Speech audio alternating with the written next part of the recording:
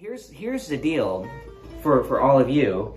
I want to be able to, and for myself, I want to be able to say A7, and you were to think C sharp dim, E dim, G dim, and B flat dim. I'm thinking about the third, the fifth, the flat 7, and the flat 9 of the dominant chord that you're on. So again, I'm going to say that again: the 3, the 5, the flat 7, and the flat 9. And a really simple technique too, that a good hack, is you play A7, and then you go up a half step, and there's your flat 9. Then you run your dim 7. Or again, you can go down a whole step. These are the tricks. And it's the same arpeggio shape. I'm not doing anything different, but just starting on a different note. Or the third, here's A7. I'm going right here. And now I'm going. Still the same 4 notes. That's the beauty of the dim 7, is that you're just recycling the same 4 notes. And here's the 5th.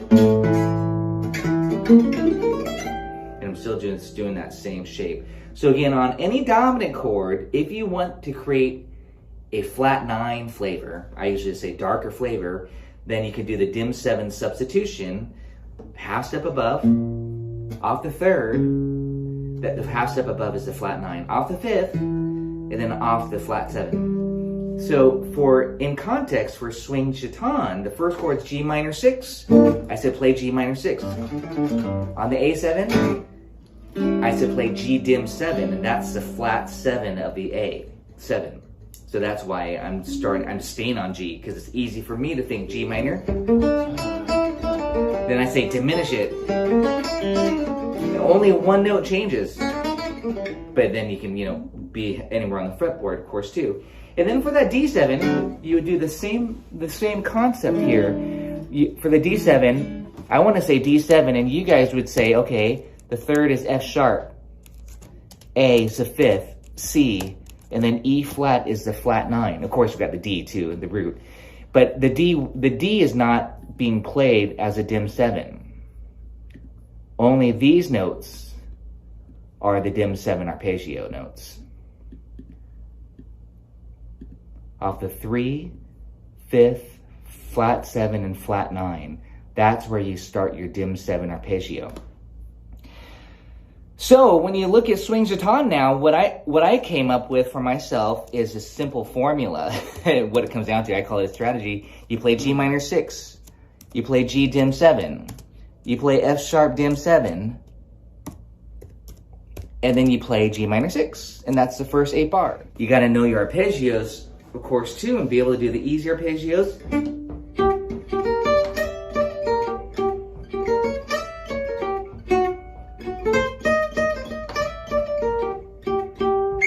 And then you can even go.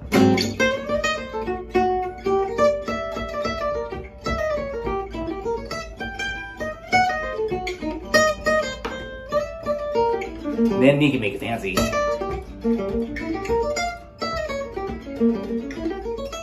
And go through. But it's really just this little simple formula. G minor 6. G dim 7.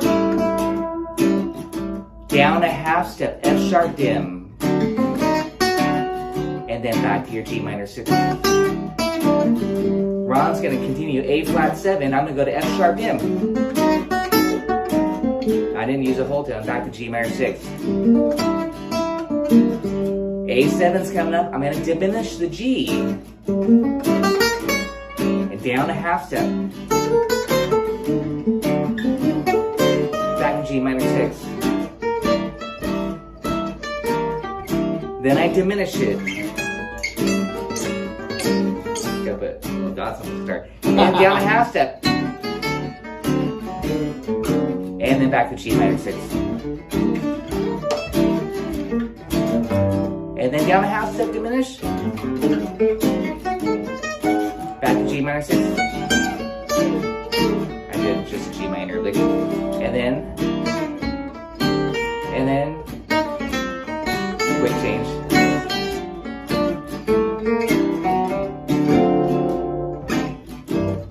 Etc. So again, that's the whole song with a nice, really simple formula These are formulas now, our hacks, whatever strategies. I'm not thinking any scales. This is just all arpeggios. And yes, you can do this with chords. So check it out with chords. I think it sounds really cool.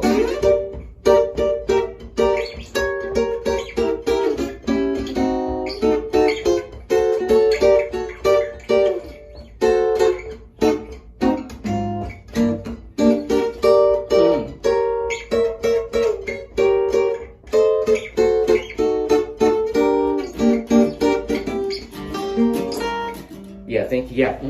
For that A flat 7 though, I really actually do like the whole tone a lot more than the diminished. That's why, because I know theoretically it's a tritone sub, well, that's at least how I'm thinking of it, that I actually like this. Now I'm kind of opening up a new can of worms here, the whole tone scale, but out of the whole tone scale comes this augmented triad.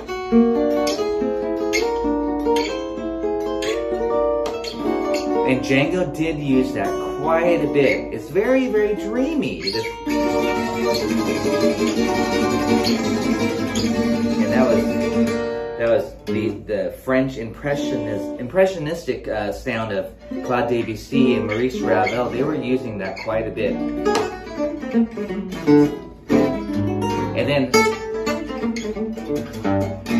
so that's if you're wondering why does that whole tone scale sound so good on the A flat 7, it's kind of because of the bigger picture that A flat 7 is the tritone sub of D7, and that is more of the whole tony flavor than the dim 7 sub. So check it out. Ron's gonna play a rhythm here for me, and I'm gonna use that whole tone flavor so you can hear the beautiful color of that. We won't go too fast, but 1, 2, 1, 2, 3.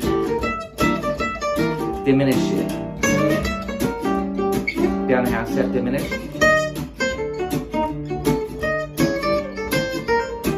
And here's that whole tone.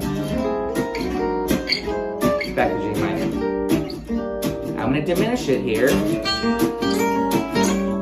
Down a half step. Diminish. Diminish. Down a half step. Ready? Here's the whole tone.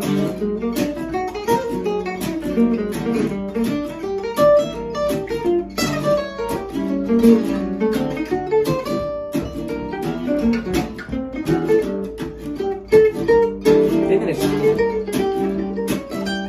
Diminish.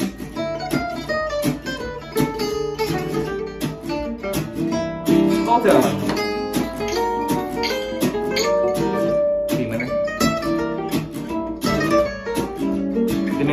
Down a half step.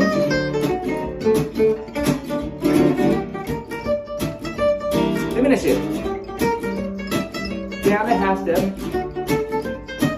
And resolve. Ready? Hold tone.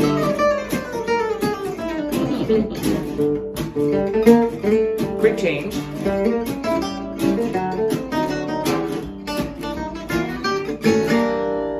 And again, that was just a, thank you, Ron. That was such a simple demonstration exercise. So I don't want to spend all the time just doing this.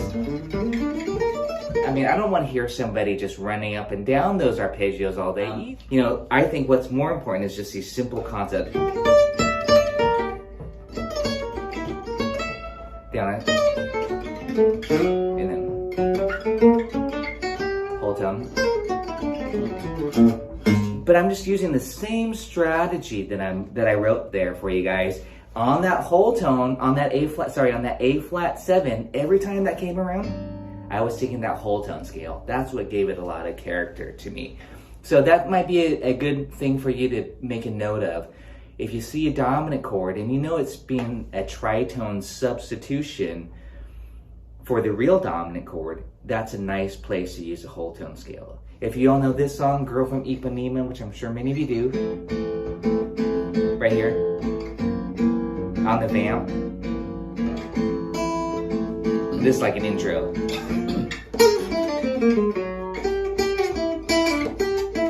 And it's also the turnaround.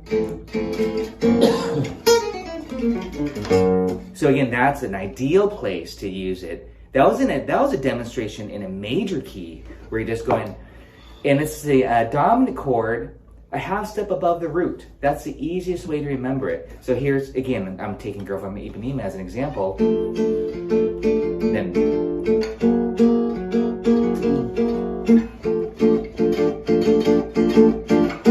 whole tone. And then resolve. So again, that's a beautiful place to use it on any time, whether the song is in a major key or minor key. Whenever you have a dominant chord and it's a half step above the tonic, the one, that's a great place to think augmented or whole tone. And I do this quite a bit. That's how I play the whole tone within one position. And when I don't want to do this, I do like that. And then resolve. So again, you know, these are just, I'm bringing up a lot of different things that I want to just talk about this concept of sweep picking. It's a very specific technique, but you heard me do it quite a bit.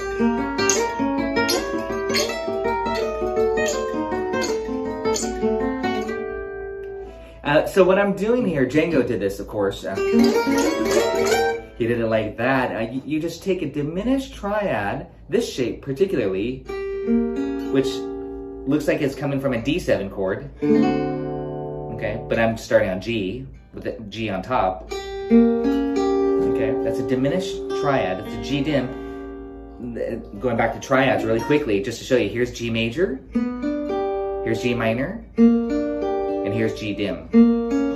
But remember, say for example for swing chaton, we're gonna put an A in the bass, and then we can do this.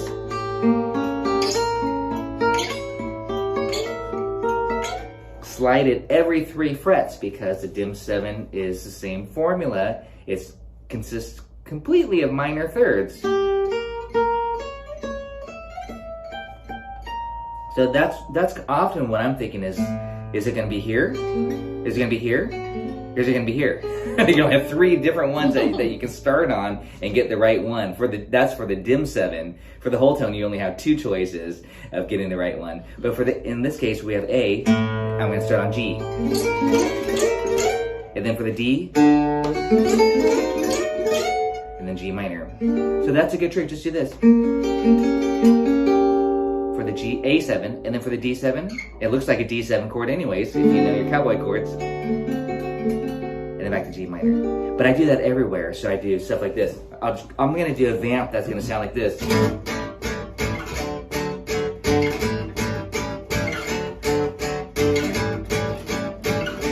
G minor. Check it out. Repeat. Keep going, same thing. And G minor. Now I'm going to start up here. And then here. This is good practice.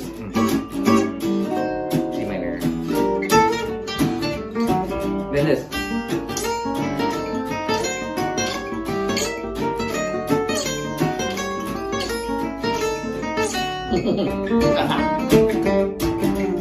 A7. What I'm doing is, and this is actually the last 4 bars of swing chaton. This I like to. I always tag it when I'm playing with my group. I'll do this: A7, D7, A7, D7, A7, D7, and then G minor to resolve it. But that's usually what I'm thinking. I'm thinking is diminish either this or this. The arpeggios. But let me get back to this technique. I got a little bit sidetracked with showing the diminished substitution, the half step movement, because it's so beautiful. You don't have to think. That's what I like. I don't like to think. So the technique though is this. You hold that shape down, and picking wise, you want to, this is how I do it. I start on the first string with the upstroke, and then I sweep consecutively these 3 other strings, 3, 2, 1. It's actually hard at a slow tempo, but we'll do it like this. I'm gonna get a little bit closer to the more of a right hand technique.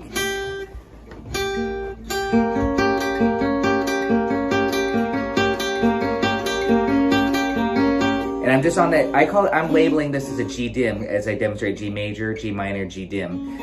This would be on an A7, but here it is, 1 and 2 and 3 and 4 and I'm not swinging it. I'm just playing it straight. Beautiful. Ron's harmonizing. Yep. You can slide it around every 3 frets.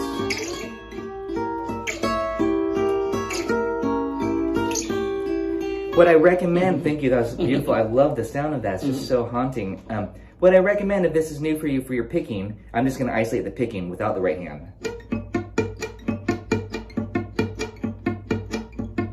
It's interesting that it starts on the upstroke on the downbeat 1, and then those 3 notes consecutive. So again, and you want to drag the pick across. That's the term sweep picking, when you are pushing the pick through, versus plucking it like this. That's how you get the velocity, the speed. That's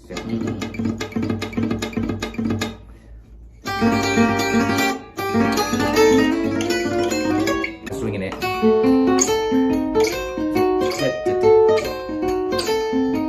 But at a fast tempo, that, you know, again, it's and that's just taking that dim 7 and every 3 frets. So this is demonstrated now also, even though I was doing that on string guitar, this is demonstrated in those Dark Eyes etudes that I sent out too, because Dark Eyes is da da da dee da da da da dee da da da da da da da. But when you have the da da da da, a lot of players do this. Django did this.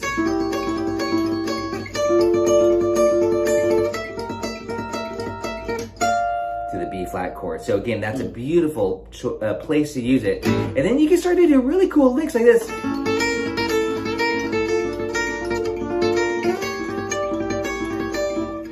You can start to add a note on like this.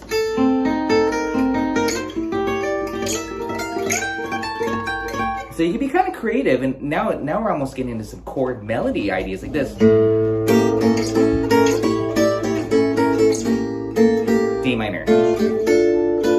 And again, with this technique.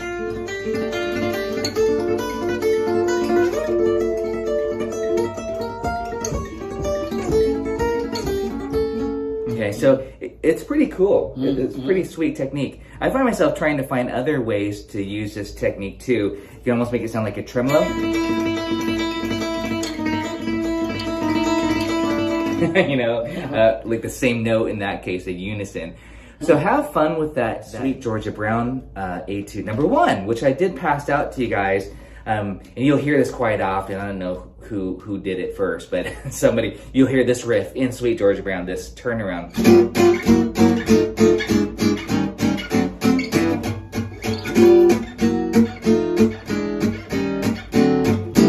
And that's a G7, walk down to the 5, D7, and then G, 2, 3 again. Again, 2, 3, 4. I'm gonna swing it a little bit.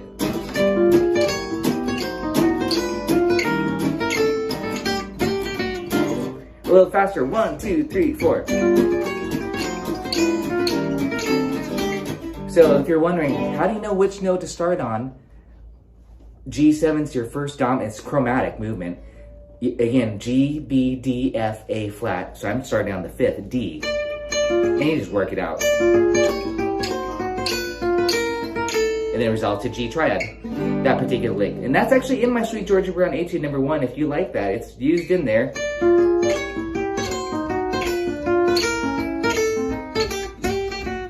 Try that with me, Ron. I'll harmonize. 1, 2, 3. Oh, you're gonna play this with me? Yeah, you don't have to swing. I'll swing. 1, 2, 3, 4.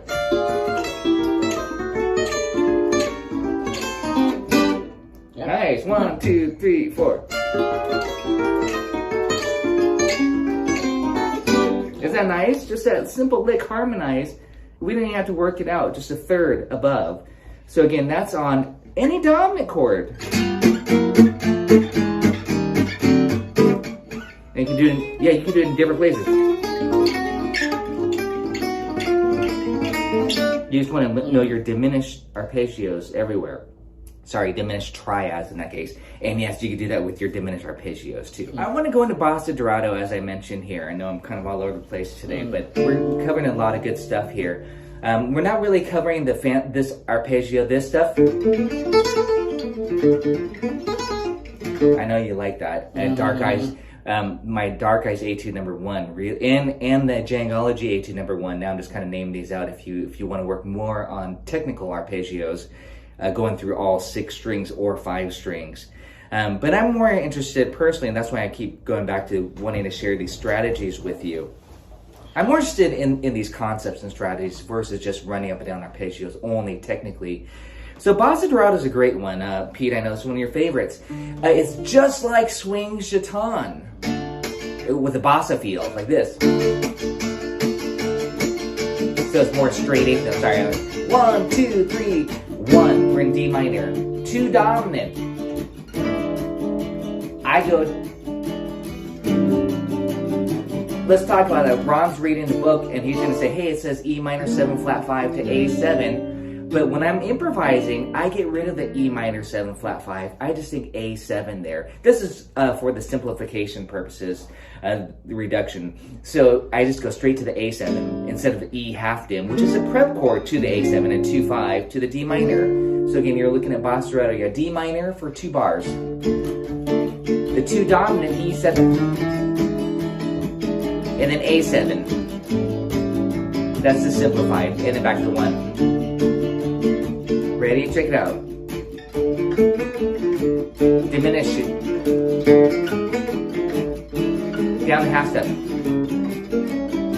And back to D minor 6.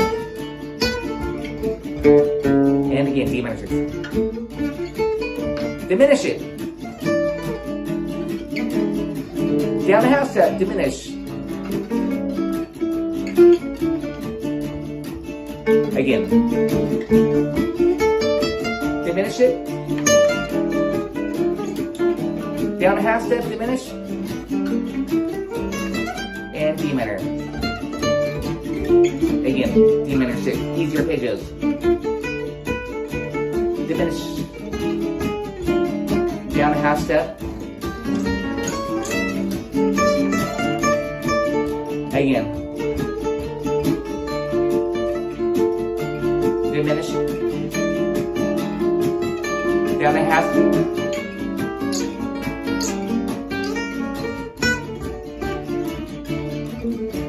I'm just purposely trying to demonstrate all of the licks and ideas that we've been talking about for the last few weeks. It's just now the gypsy picking. I went like this, D minor. Diminish it. Down a half step. D minor. New position. Yeah. Diminish it. That's a fun song, Bossa Dorado. It's one of my favorites to solo on. But it's just like swing chaton, but in a different key. I use the same formulas, the same strategies. But here's one thing I do want to share with you that's really a beautiful arpeggio, and I did say I was going to talk about it. The add 9 arpeggio, and I do have an etude for you on this for Bossa Dorado. I think it's etude number 2. The add 9 arpeggio is, first of all, the add 9 chord is basically you take a triad, and then you add on the 9. The 9 is the same as a 2. But this, so one thing that I want to share with you is in our popular arpeggio, Django used it quite a bit again, the add 9 arpeggio, and I wrote it out on my minor swing etude number 1. This. That was all starting on the A minor and D minor respectively. But the idea is this, you go 1, 2, flat 3. So the 9 is really the 2. So you just do this motif, 1, 2, flat 3, like you're playing a scale. And then you go straight to the 5th. And then you start and do an up an octave. So you do this. And of course, you know, you want to work out those fingerings. And yes, I am doing the diagonal method of the fingering for this. I'm going like this. Then I switch to the 5th. And then fifth. So you get this. And also I'd recommend checking out my Made for Wesley Etude number 1. That was D minor. And then on E7, you could do the dim 7 arpeggio.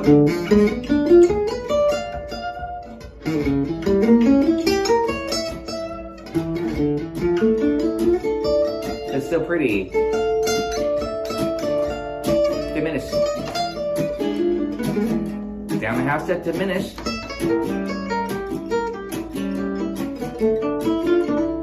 And really hang on the 9.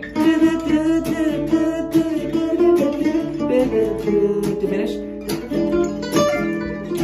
Down half step. Add 9.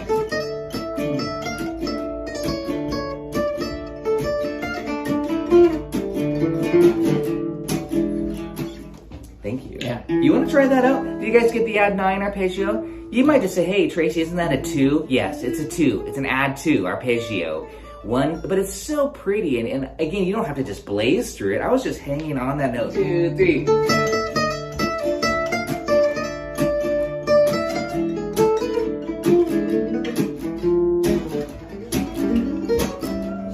Right here.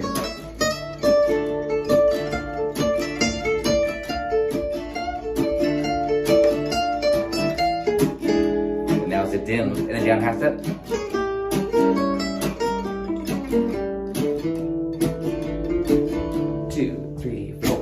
You guys give it a try. Add 9, diminish it. Down a half step, diminish, and back to the add 9 arpeggio for the flavor. And again, D minor, add 9. Diminish it. Right on the D. Down a half step. Yeah, don't think too much. And then back to D minor, add 9. Again. Diminish it. Down a half step.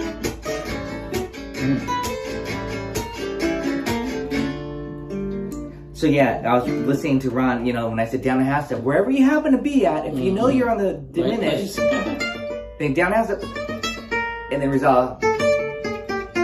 Well, blues lick there. Wherever you happen to be at again. So that's the idea, is just with that diminish it, when I say diminish it, or down a half step, I'm usually referring to the diminished concept. Again, when you watch some of my other lessons in video.